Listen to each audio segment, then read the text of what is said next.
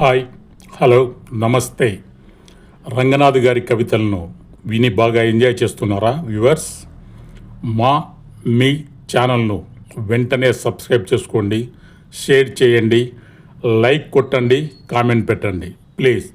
ఈరోజు మరో 2 అందమైన కవితలు విందామా? ఇంకెందుకు ఆలస్యం? కవిత పేరు అందమైన అమ్మ. అప్పుడు అమ్మ కడుపులో నేనున్నప్పుడు అమ్మా నాన్నల మాటలన్నీ విన్నాను. ముద్దొచ్చే అమ్మ నుదుటి కుంకుమ తానవ్వాలని, పట్టుకుచ్చులాంటి అమ్మ జడలో పూలదండ కావాలని, ఆదరించే అమ్మ చేతుల్ని గాజులై బంధించాలని తెగ పొగిడేవాడు నాన్న.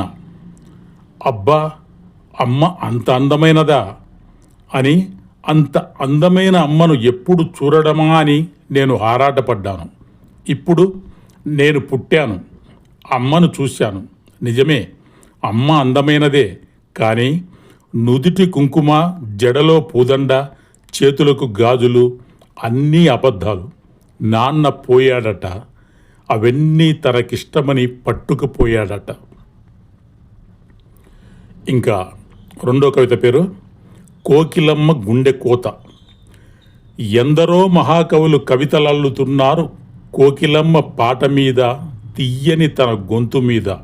కానీ అవతారం చాలించి గోపాలుడు వెళ్ళిపోతే మరచిపోయి వెళ్ళాడని దిగులు చెంది అతని మురళి కోకిలమ్మ రూపంలో అతని కోసం గాలిస్తూ ఏడుస్తూ తిరుగుతోందని ఎవ్వరికీ తెలియదాయ.